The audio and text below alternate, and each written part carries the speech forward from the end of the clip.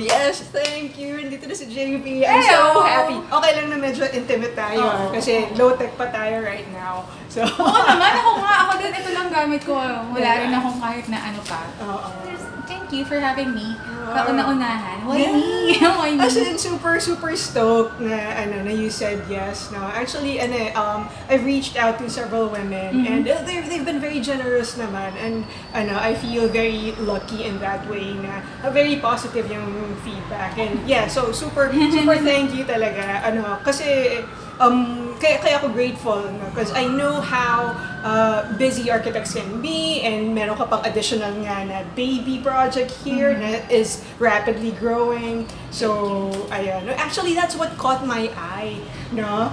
Sabi ko, si JP, kasi madalas kitang makita your presence really sa Facebook is prominent. It's like, this person's doing something right. No? And more than your presence there, nakikita ko rin kasi the things that you're doing to contribute to your community. Diba? So actually, that's what I wanted to talk to you about. That's what I want to ask you about. Like, what compelled you to start this? Ano yung reason, your inspiration behind you building the Digital Architect? Okay, first of all, my page didn't start that way. It was really just to show what I can do. And then I started doing workshops and continuously just posting my opinions. Masyado lang ako opinionated na tao. So, tip there. Diba? And I've been getting a lot of messages saying, you inspire me. Lahat from students pa lang, from senior architects na ayaw na niyan maging arkitekto, from even engineers, contractors. Talaga? Yeah. Well, for me, that's interesting because, diba, may mga post ka na medyo tatamaan sila. Against them. So, how are they reacting to your posts? Recently, today lang, meron akong new post about it again. But I just want to clear out, hindi ako galit sa engineers. My dad and my brother are both engineers. I'm only nagsasalita lang ako if I see that there is something wrong. So let's say, pag wala lang kayo sa lugar or may tinatapakan kayong ibang tao, which is most of the time architects, then I will again say my piece. So those engineers who are not doing that are also supporting me. Although hindi nila susulat doon, but they would really send me messages na I understand what you're doing and tuloy mo lang yan and all that. So it's good kasi for me, I'm calling out these bad practices. Hindi lang naman from engineers. I also call out those yung mga contractors or yung mga not really professionals who wants to offer their services as architects even if they're not architects. So yun lang naman usually yung pinupunto ko. And for that matter, ang nangyayari is that sila na yung nagsasabi na this is right, this is wrong, and we understand you. Ganun. So, nagkakaintindihan naman in the long run. And for me kasi, if they really want to fix the industry, not just architecture, not just engineering, everything, the whole construction industry, even yung mga tinitira, yung mga kina-call out ko rin, or yung mga lagayan or corruption sa sa office of the building officials, or yung mga draftsmen na acting as architects as well. Those are the things that I call out. So, what happens is that, para sa akin kasi, dapat ikaw na mismo rin yung nagko-correct sa sarili mong industry. Let's say if you're an engineer, and so, you know someone doing this, ikaw na mismo mag-call out. Yeah. So, I'm curious lang, like, so you said na you're doing these recordings because you're highly opinionated, and there are certain things na you want in your industry that corrected, diba? Pero like behind that, because I wanna know, may nag-influence ba sa'yo to be this headstrong about things and not be afraid to express yourself? Because other people, they have a lot of opinion, diba? Pero they don't express it. Ikaw, magsiselfie ka pa and you're gonna post it for other people to see, diba? Pero yung iba, like, they would just, makikipagchismisan sila and just, intimately, they would share their complaints, whatever they may be, but never in such a public manner. So, for you, ano yun, develop ba yun sa'yo to be let's just say courageous about it? Or? Two things. Napagod na ako being an architect. And I see everybody just saying, ganyan talaga eh. You know, and nobody's doing anything.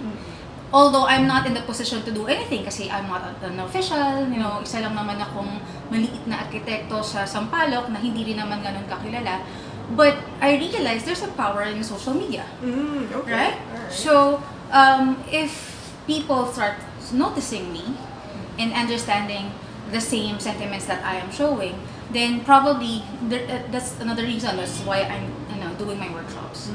Because I believe if I tell people to spread awareness about these things, my advocacy, then more and more people will get to know the value of architects. More and more people get to know what's wrong and what's right. So it will spread awareness.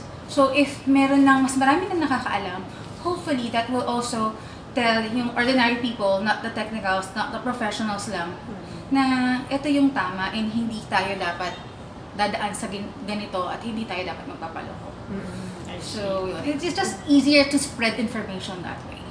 I see. So it stemmed from you being tired of the status quo. Yeah. I see. So so you're sharing yung opinion mo, diba? Sharing your experience and what you guys could do collectively to correct it, diba? What about those people na have negative reactions to your post? How do you feel about that? And what helps you from getting overwhelmed by it and then, be bogged down by it and then stop doing what you're doing? Yung una napipikon ako. But then I realized, even if it's negative, even if they're bashing me, that's also additional engagement. So I don't care if murahin mo ako or you say something negative, I will still reply. And then just try to tell you this is what I think about this. I don't agree with you. But and of course magre-rebut na naman siya. Sasagot na naman ako. Hanggang sa even if umabot siya sa nang babastos siya. That's fine with me kasi sabi ko nga it's okay, engagement pa rin yun. The more messages, the more comments you put there, the more people are still seeing my post because every time there will be more activities on my page, then it will be pushed by Facebook. And the good thing is that because some bashers are trying to put me down, meron na rin akong mga heroes. So, those who believes in me and those who understands what I'm doing, sila yung mismo nagtatanggol sa akin. So, it's nice to see na, maybe there's just one basher, but for every one basher, there's at least 3 or 4 who will step in my behalf and tell them na, okay, ipagtatanggol nila ako talaga. So, which is actually good. Yeah. I see. Alright. So, meron ka na rin digital warriors for you on your side. Okay. That's great. Pero like, ano yung siguro, curious ako, like, was there ever an instance na meron talagang porsigidong, tas malapit ka ng mag-fold or something? Was there ever an instance? Hindi naman. Kasi kapag umahaba, natatawa na ako. Ay, talaga? So, let's say, there's one basher na grabe, umabot kami ng more than 2 days na nagsasagutan. Plus yun na nga 3 other architects who are, are commenting in my defense. So, at siguro on the 120 comment niya, natatawa na kami kasi talagang 120! Yeah, haba na talaga. Oh my goodness, wow! Haba na talaga. Talagang ayaw na tumigil. So, natatawa na lang kami. So, parang okay, mema lang to. May masabi lang talaga. So, it doesn't get to me. I see. Actually, yun nga I'm amazed seeing yung exchanges on your page. Sabi ko, na number one, you allow them to post. It's not like, this is my page, blah, blah, blah, blah, blah. Diba? Because other people, ganun sila mambara. Pero ikaw hindi like, you engage them talaga and you allow them to express kahit na sobrang, they disagree with what you're saying, they're offended with what you said. No? Meron pa nga sasabi, i-block mo na yan kasi wala yung sasabihin mo tino. So, ako sasabi ko, no, hindi ko siya i-block. Sabi ko pa nga, yung sa pinakagrabing basher na yun, yung naka 120 comments, sabi ko, hindi ko siya i-block kasi baka wala na siyang ibang kausap. So, I'll just let this, my page be his outlet probably. So, yun lang. Doon na siya tumigil. That's an amazing, an amazing attitude towards it. No? And, curious naman talaga ako, like, what made you think that? Because for other people, like, they'd be frustrated. Although I haven't seen a particular post, were there any expletives exchanged doon? Or Hindi naman. More on degrading. Dinidegrade niya na yung profession or madami. So, they retaliate? Yes, pero in a nice way. Yung tipong magpapaisip siya na, oo nga, no, bakit ba ito pinagsasabi ko? Kasi gumapon siya sa point na, of course, yung opinions niya is disagreeing on what I posted. But in the end, yung reasoning niya, bumaligtad na. Okay. But mas more na yung reasoning niya, tumatama na dun sa original post ko. So parang, naku-confuse ka na yata sa sarili mong reasoning kasi bumabaligtad ka na. Kampi na kita. Ang ganon, dinadaan ko na lang sa joke. Oo. Talaga, that happened later on. Ang galing ang galing. Send ko sa'yo later. Matatawa ka kasi talagang in the end, parang wala na siyang masabi. Pero ang tiyaga mo makipag-exchange sa kanila.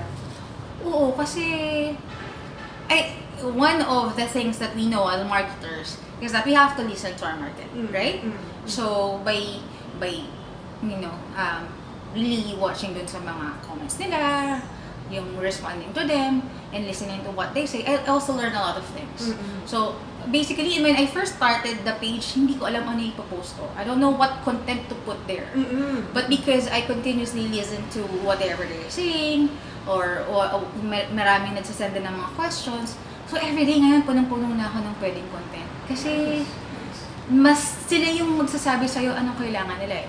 More so, kung ano lang yung gusto kong ilabas. It's not just that.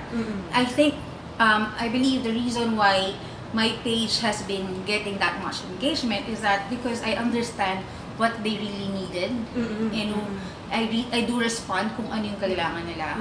Kaya when in fact may mga posts ako na people would suddenly send me a message na nakarelate na naman ako sa iyo, kami na gano'n.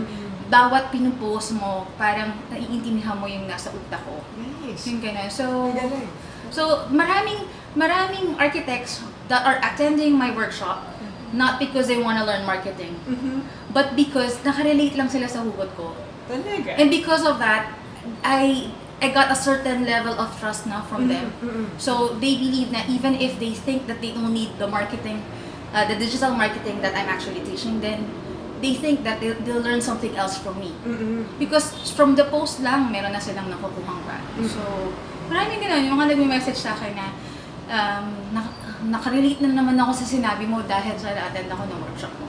Ganun. I see. Alright. So, wait lang I Sige. forgot to do this. Ewan ko, what was I thinking? Hold on. Asan na ba yan? Pumatay tuloy siya. Alright. Para dalawa. Okay. Para dalawa siya. I would I need edit. a pillow. Mataba na ako dyan. Okay lang yun. Siyempre, kailangan sa blocking. Ano yung mga bloopers na pwede sa simula? Yan, kailangan yung kismi ko hindi masyadong mataba. Kaya, Yan nga rin kanina sa good angle. yan. Anyway, so talking about digital Speaking of marketing. angle, pwede natin siyang lipat sa kaliwa. Kasi Dito? kaliwa yung angle. Okay lang, sige. Sure, Ang daming sure. request. Okay lang. Buti yun, no? Na you tell me what you need. We like that. You like people Oo, ganun na- din naman kami sa clients namin. Mas gusto ko lang sabihin mo na agad what you want. Okay. Is this better? Yeah. Alright. Okay. Diba? Diretsahan na Yun. tayo. Ito na tabiinin yata. Sige. Ayan. Sorry, pinakailaman niya. Ano ba? Okay. Diba? Ibang-iba yung payat ko sa kaliwa kasi sa kanan. Mas flattering tong angle na to. Thanks. Awesome. So yeah, going back. No? So you mentioned digital marketing. Was it ever an intention of yours to focus on that as well, or are you still doing architecture, but are you still designing? I've been a freelance, meaning home base, for the past 5 years. But ako lang yata yung freelance na, pero arty pa rin. Kasi marami ng arty, but doing something else. Maybe they're doing writing or social media marketing, di ba? Pero ako yung arty pa rin talaga. Although I've enrolled in all the possible workshops and all seminars na pwede nating pag-enrollan, like this one. So, yeah. Pero, I still don't know kung ano yung niche ko. Talaga? Hindi ko talaga alam.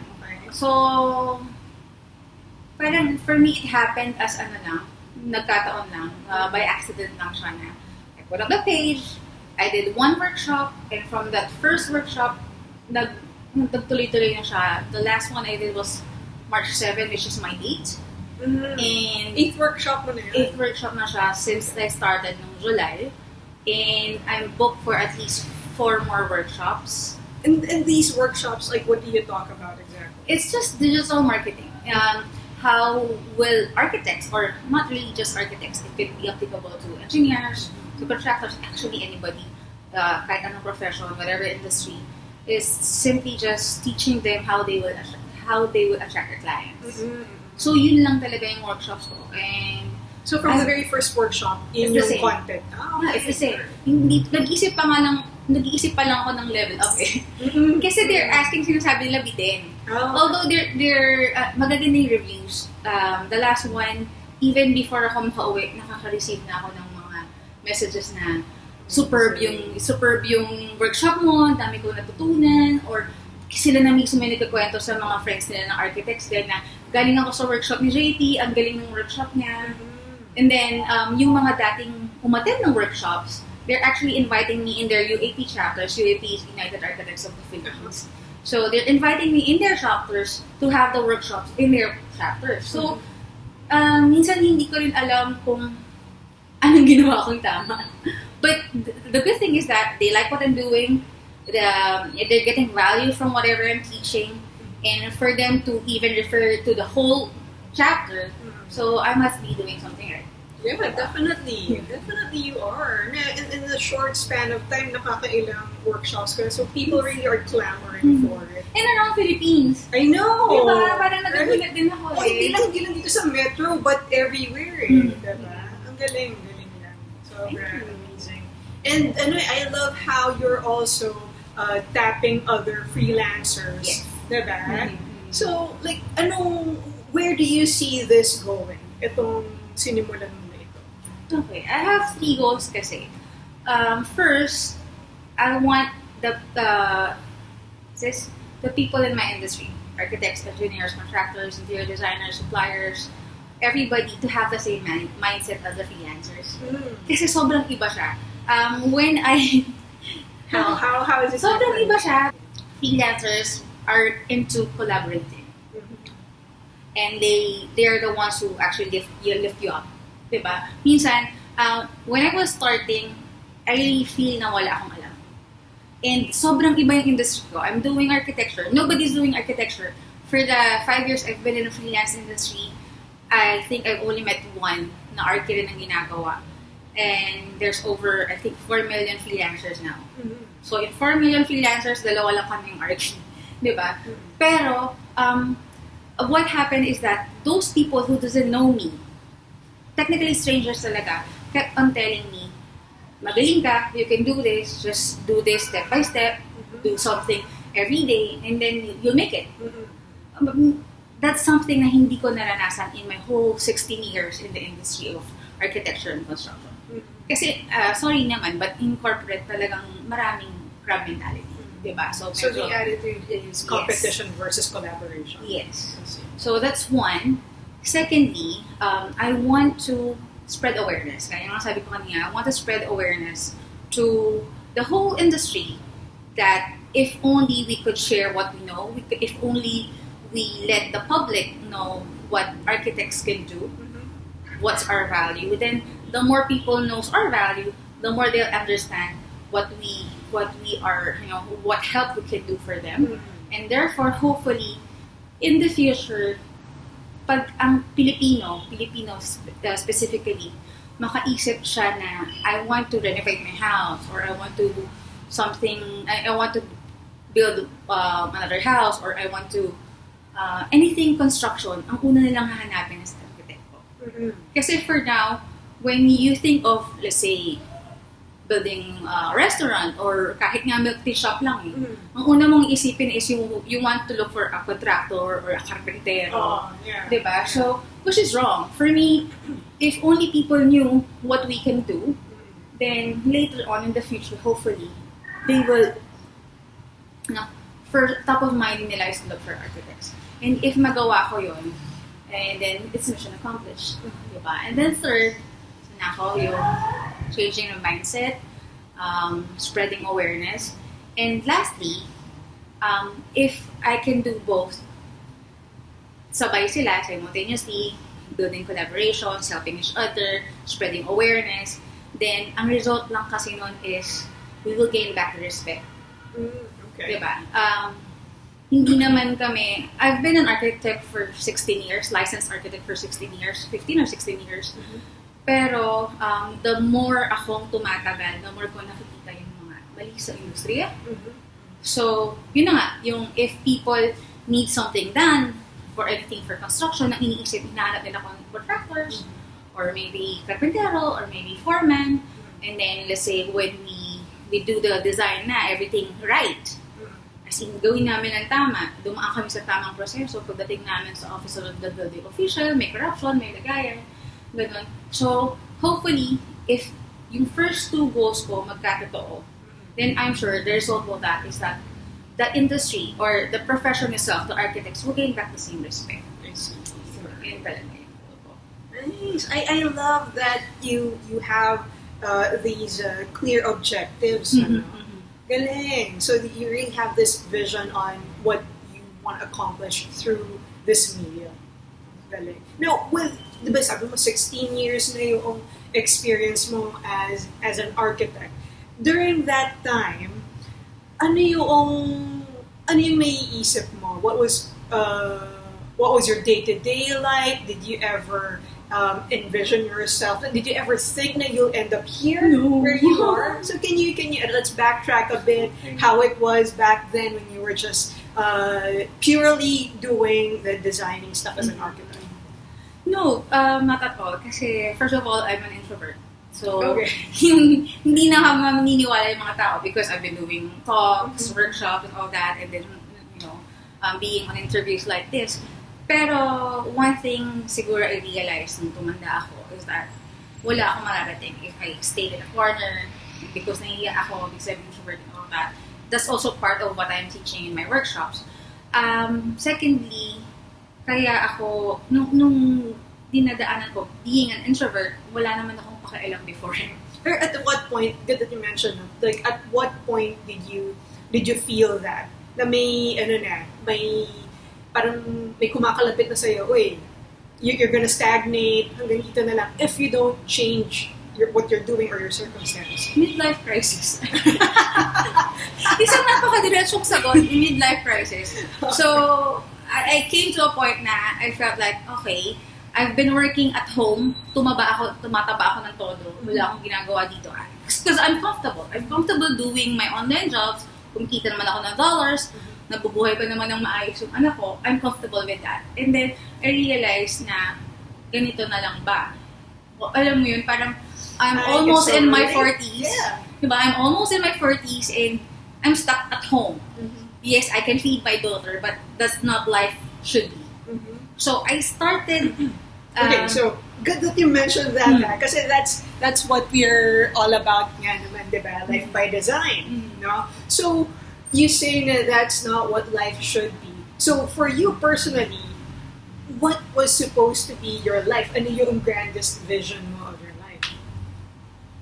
Ay, hindi ko pa rin alam, honestly. Maybe because I faced the truth na I don't want to be stuck here doing nothing. Or maybe I'm doing something, but it's just too comfortable. So now, I'm just exploring what else I can do. I see. Diba? So I started with my page. Actually, I started going back to school. No way! Nag-aral ulit ako. Anong inaaral mo na? No, tapos na. Okay. At that time, gusto ko mag-masters. Kaya lang sobrang tagal ko nang hindi nag-aral. Feeling ko hindi na ako marunong mag-aral. So, naghanap ako ng course na mura lang, na pinakamabilis lang.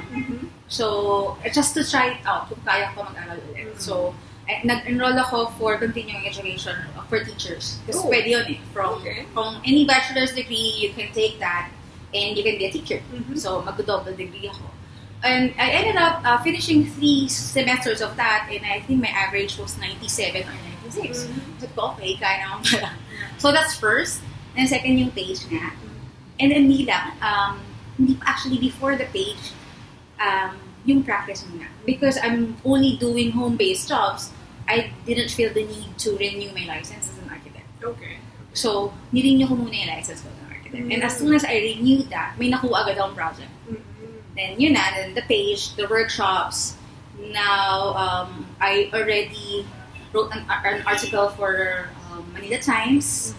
I'm writing a book. I saw that. I saw that post. I'm writing a book, and what else? I'm trying to join as much organizations or communities, being involved in everything that I can, put myself into. You mentioned first you wanted to go back to school to see if you could study pa, ganyan. Like, so I love how you were doing these things like step by step. So, based din sa sagot mo kanina, diba, like, what's your grand vision? You said na, currently, you were very honest in your answer na hindi mo pa alam, but then, parang, for you, parang nakikita mo pa lang yung next step. No? And I love that attitude, no? Like, you're just taking it a step at a time, diba? And, so, was there, like, ano yung thinking behind it? Is that deliberate? Ano yung iniisip mo, bakit ganun yung approach?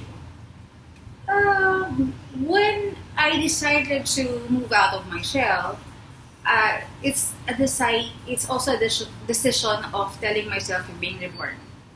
So, oh my God, I love that! Diba? So you can do anything. I love it! Diba? Naiyak ako! Because it doesn't have to be in the same path na ginawa mo all your life, right? Naiyak ako.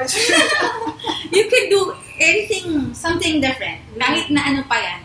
And then just try it, do it, and then see what happens. Diba? Parang ganun. Pero and I also like how patient you are. Kasi like, when you were studying, did you take up anything else? Or was it just the only thing? Yun lang. In fact, on my first semester, I got this grade, and then I didn't want to continue because I learned that if after I graduate, ang ituturo ko with math. Of course, I'm an architect, but I always thought na after, to teach, gusto ko ituro design. Of course, dinaanan ko lahat ng math, pero I don't like it. So yun, tinuloy ko pa rin siya. Because for me, I started it, just finish it. So okay naman, I finished the whole course. So tinuloy ko lang kasi there's no reason for me to just quit at the middle, diba? Oh, I love it. So aside from that, so diba, sige, you're thinking na you're stepping out of your comfort zone and you feel like you're being reborn. Okay? So, ano pa yung naisip mo aside from, yun nga, so you have that attitude that I'm a new person. Siguro what really pushed me to go on is when people starts noticing. Okay. When people starts relating to whatever I'm posting, then I realize, okay, hindi pala ako nag-iisa. That a lot of people is feeling the same way, going through the same problems, and receiving messages every day, people saying, you inspire me, thank you for this. Meron pa nga nag-send ng message na, natutuwa ako sa content mo, sa mga posts mo, I follow you, you're like a shrink for architects. Wow! So parang, is that a thing? Diba, so parang, in a way, nakakatawa, pero it's true that a lot of architects, or not just architects, if you know that there's somebody else going through the same thing, and naranasan nila, nalagpasan naman nila, then it also gives you inspiration, motivation to just go on and continue, right? Yeah, definitely. Now, because of the mindset is being changed now, dahil nga ginagaya ko of what we've learned from being a freelancer. Mm-hmm. So somehow, unti-unti, nagbabago na rin. So now we're starting to do collaborations. So it's nice. So sana naman tuloy-tuloy. Oo, galing. So do you think na you would have had this change in your mindset had you not been exposed to different people? I know. Hindi. Because I will stay in my cocoon. Ganun lang kasimple. If I didn't see it from other communities, like what we have in the freelancers, hindi ko makikita that there's another world na gano'n. Because I've been in the corporate world for at least 10 years, diba? So I've seen how it went na nagkakikilaan pababa. But I see it happen in our community. So dun ko lang na-realize na, yeah, I can do that as well. If I was not exposed to other people's or other surrounding or other, hindi ko rin talaga alam. Kasi that's the only world that I know, right? Yeah. Nice. Tsaka rin, kudos pa rin na, I mean, it's one thing to be exposed to this kind of thinking, diba? And it's quite another to be open-minded about it, diba? And to change our own thinking and modeling kung ano ba yung nakikita natin. So, open-minded ka ba? May coffee kami. Kailangan ko ba mag-pair muna?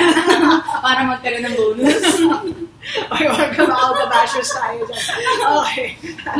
So, medyo na-block ako sa kasi sobrang lang talaga. Bilib ako, with the attitude that you're showing. And yun nga, parang for me talaga, yung pinaka-compelling, and this is really what made me reach out is, seeing how generous you are talaga. With, sabi ko kasi, like what yung attitude din ng dad na architect, diba, na hindi yan mag-share, diba? Kasi it's a cutthroat world out there, it's all about competition. So, to see that, from fellow freelancers is, really refreshing for me. And, sobrang, and at the same time, impressive also. Na kasi nakakita rin ako like those who are really successful, diba? Tapos they would put up a course and then not put the secret sauce doon sa course nila, diba? And that secret sauce is really what will make them successful kasi yung i-leave out nila, may may parang hindi kompleto yung generosity, yung pag-share, na I'm gonna give it to you except the kitchen sink. Pero ikaw like everything talaga. And I see this sa community nga, sa Tribe. Hello, Tribe! So if you guys want the same experience, join kayo sa Tribe pag Punit opens. So special shout out for the Tribe. Anyway, yeah, so any other interesting anecdote or interesting experience that you want to share? Oh, by the way, akong malimutan. You mentioned kasi another thing na kaya sabi ko, I gotta reach out to you was, may comment ka sa post mo, sabi mo na, you're slowly living the life that you wanna live. Oo. Yeah. So sabi ko, definitely, I have to reach out to you, JP. So, what compelled you to say that? Yun sabi ko nga, after midlife crisis, I realized that this is not the life that I want to live, na nasa loob lang ako ng kwarto doing my home-based job. Although I'm earning dollars and all that, my life should not be just that. In fact, when that started, nag-list down ako of all the things that I want to do. Nag-list down talaga ako. Meron ako, nilagay ko doon, I want to travel solo. I want to sing sa stage. Oh, wow, amazing! Sa stage. Okay. Have you checked some of the items there? Yes, meron naman. I've lost 40 pounds. No freaking way! Yeah. I was 230 pounds. Now, I'm 180. Pero naibaba ko siya sa 160. Tumaba lang ako ulit because I'm very busy. Pero yeah, that's one thing.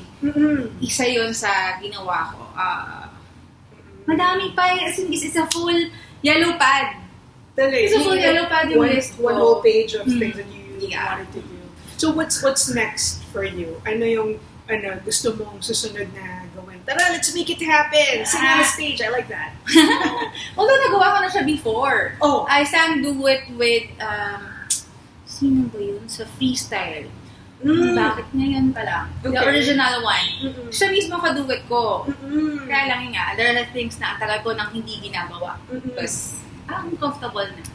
Marami na rin naman akong nagawa sa buhay. Kaya nami-miss ko siya eh. Nami-miss ko siya na, when I was younger, ang dami kong ginawa. Bakit ngayon, okay ka na dyan? I was a model. I was an athlete. So, marami na akong nagawa. Nga, nakakanta na ako on stage and all that. Kaya lang, dahil tumanda, siguro I started getting all these fears and telling myself na, no, hindi mo na kaya. But I'm slowly getting myself back, you know, and try new things again. So, there.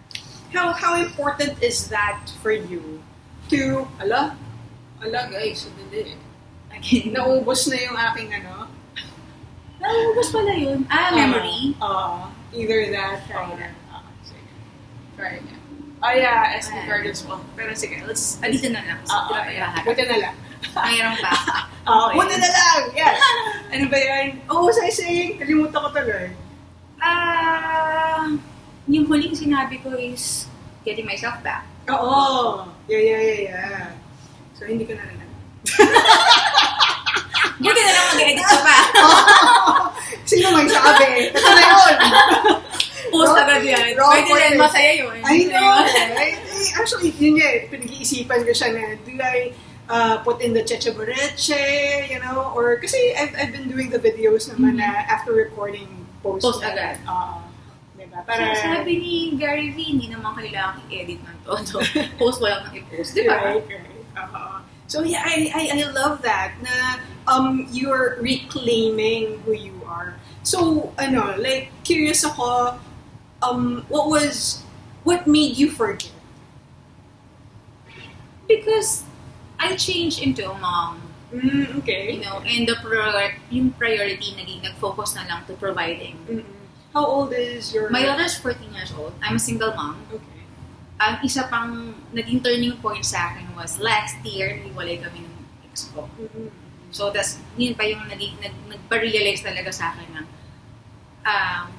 if you're okay without him, then you can rebuild a new life. So, yun. So, doon ako talaga nag-start ng lista anong kailangan kong gawin. What else do I want to do in life. So, does your family play a factor in what you're doing ngayon? No. Nakasanayan ko na I don't know, in a Filipino scenario, sana hindi naman sa lahat. But for us kasi, pagka sinabi mo yung plano mo, kumukontra agad. I see. Right? Okay. So, for the past, whatever man yung achievement na naabot ko ngayon, I've been doing it on my own na wala silang alam. Mas magugulat na lang sila na, kaya ngayon post ko, nasa dyaryo na po ako. Kasi magugulat na lang sila kung ano na yung nagawa ko. And I think that way, mas okay kasi you don't have to be influenced on what they think. Okay. You can do it on your own, do it how you want it to be, and then just be proud of whatever you reach. Kung hindi mo man maabot yun, then nobody knows. Diba? So, nobody gets disappointed, only you. And then, because you know that you can do it all over again, I see. then it's fine. Okay. Pero like, you don't tell anybody about Only my daughter. Your daughter. Kaming dalawa lang ng plan. Although, binabara niya rin ako. Which is good. Okay. Kasi at least, diba? But she's also my biggest supporter. In fact, the whole workshop is being run by my 14-year-old daughter. What do you mean? Paano? So, from what post to post, registration, even on the mismo workshop, siya yung nag-aasikaso lahat.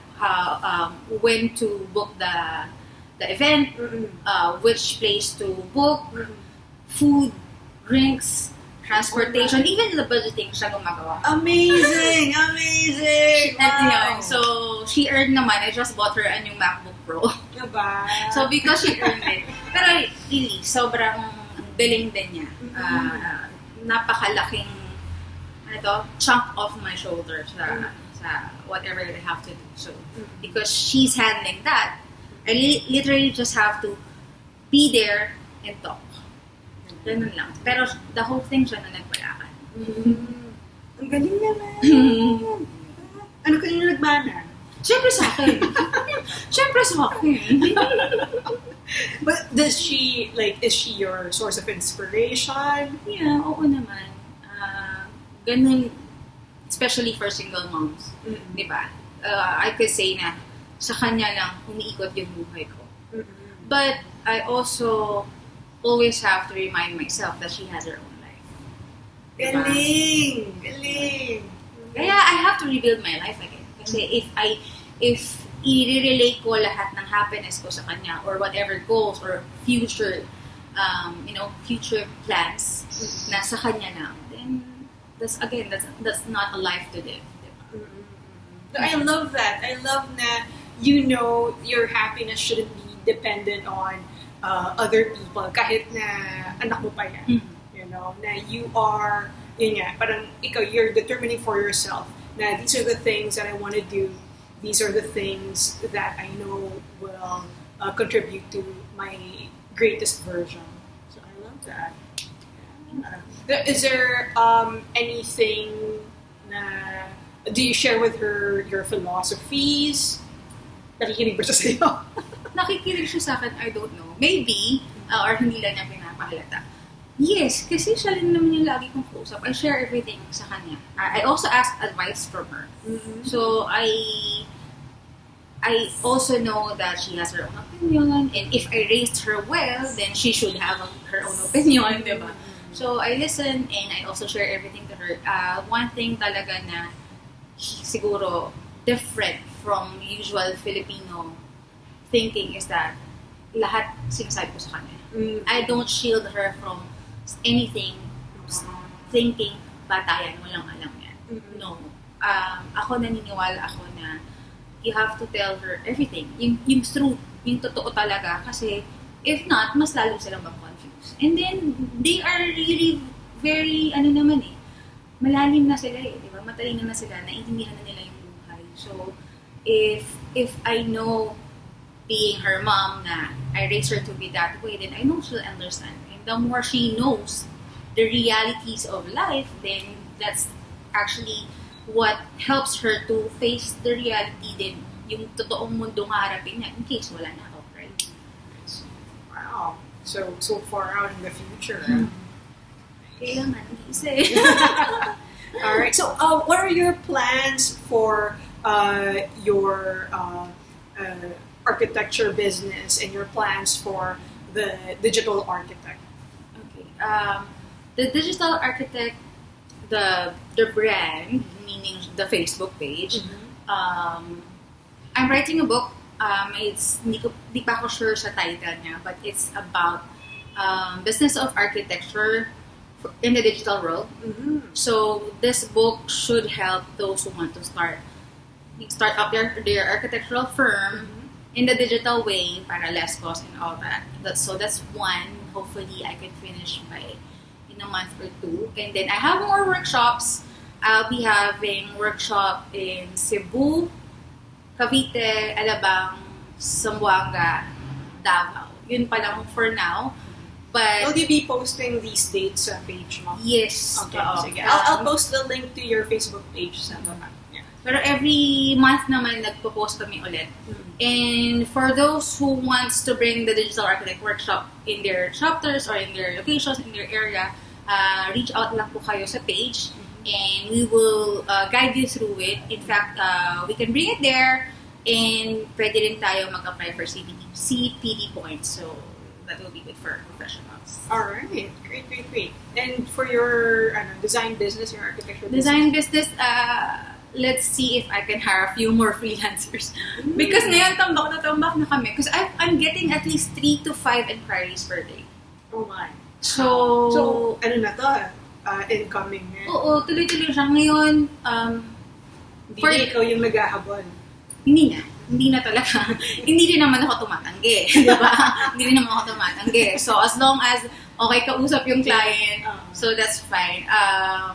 for now, parang, I think we're on our 5th project na for this month alone. Eh, wala pang second week of March. So considering, ano ba to, adding more to your team? Yes, hopefully. Pero freelancers din. Home-based pa din. I-outsource ko lang yung mga, what's this? Drafting works. Para, ganun pa din. Same sistema. Diba? They have the home-based lifestyle. So, guys, if you're interested, just hit up si JP. Okay? So she's thinking of expanding her team someday soon. Okay, and yeah. Any other message that you want to share with the audience right now? Halagang hindi prepared. Ano kaya? Like, throughout your journey, ano yung pinaka naging matingkad para sa'yo that changed the way that you're living your life? Okay. Siguro, I'll just circle dun sa sabi ko na I'm just starting to live the life that I want to live. Maybe I just want to tell everybody who's watching this that kahit anong man yung sitwasyon mo ngayon, if you think that if you're losing hope or you're not that confident, just go ahead and try it. Kasi you'll never know, diba? So, if you're not happy where you are at, just do the small baby steps to reach your dream life. Kung ano man yun, kung ano man yung gusto mong mangyari sa buhay. It doesn't matter kung ano. Basta, just do something. And then, maybe in the future, kahit hindi mo na napapansin, then it will happen, right? Alright. Thank you. Thank you so much, JP. It's a privilege to have you here. So, thanks for having me on the very first day. You're welcome. Pambungad. Yeah. So, guys, I'll just want to repeat. Check out the Digital Architects Facebook. Okay, it's the page of someone who's very opinionated, so you can't miss it. And just hit up JP if you have any concerns or challenges for architects out there who need help closing deals. Okay, so very generous po ang guest natin today. Like, I'm not even kidding. Now she'll take time to answer your queries and to help you guys out. So yeah, I hope you guys enjoyed this video. Super stoked to post it and to see yung final outcome with the bloopers and everything. I hope you guys enjoyed watching this as much as I enjoyed interviewing JP today. So yeah, till our next episode. Bye! Thank you so much.